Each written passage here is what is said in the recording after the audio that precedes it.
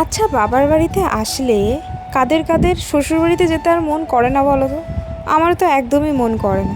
আসলে আমি যখন বাবার বাড়িতে আসি, তারপরে যখন আবার শ্বশুরবাড়িতে যাই, তখন আমার একদম ভালো লাগে না, একদম ভালো লাগে না, অনেক মন খারাপ করে। আর যেহেতু আমি বাবার বাড়িতে সেরকম একটা যাই না, মানে আমি অনেক মাস পর পর এরকম যাই, 5-6 মাস পর কি বছরে 1-2 বার এরকম যাই, যার জন্য আমার মনটা ভীষণ খারাপ করে।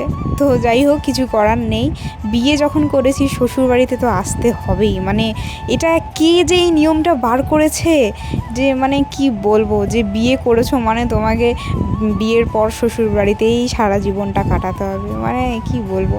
যাই হোক, সেই দিন রাতে আমরা বেরিয়ে গেছিলাম বাড়ি যাওয়ার উদ্দেশ্যে, মানে দীঘাতে আমার শ্বশুরবাড়ি যাওয়ার উদ্দেশ্যে। আর সত্যি বলতে আমার শ্বশুরবাড়িতে যেতে একদম ভালো লাগে না সেরকম। তার কারণ হচ্ছে আমার বর আমার সাথে থাকে না। আসলে ও কাজের সূত্রে থাকে একটু বাইরের দিকে, আসে ও মানে এই ধরো 2 মাস 3 মাস অন্তর অন্তর এরকম আসে, তাও আবার 2 দিনের ছুটি নিয়ে এরকমভাবে আসে। আর ভালো লাগে না, তার কারণ হচ্ছে আমার বাবার বাড়িটাও অনেক দূরে, দীঘা থেকে পুরো কলকাতা। আর আমি একা একা ট্রাভেলও করতে পারি না যে মন হলেই চলে যেতে পারবো। আমাকে যখনই আমার যেতে ইচ্ছা করে তখন আমার বাবা আসে, তাও আবার অকেশনালি আমি যাই, আমি সেরকমভাবে যাই না। তো এই জন্য একটু আধটু তো মন খারাপ করেই।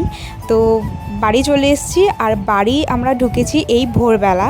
তারপরে আমার বর দেখি কোথাও বেরিয়ে গেল, আমাকে সারপ্রাইজ দেবে। কি সারপ্রাইজ আমি তো জানতাম না।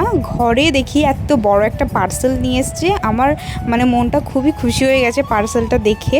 তো তোমরা কারা কারা গেস করতে পারছো এই পার্সেলটার মধ্যে কি আছে, একটু আমাকে কমেন্টে জানিও। তোমাদের এখন বলবো না কি আছে, নেক্সট ভিডিওতে তোমাদের দেখাচ্ছি এটার মধ্যে কি আছে। আর যারা যারা গেস করতে পারলে তারা কিন্তু আমাকে একটু কমেন্ট করো, আর ভিডিওটা ভালো লাগলে একটা সাবস্ক্রাইব করে দিও। Thanks for watching.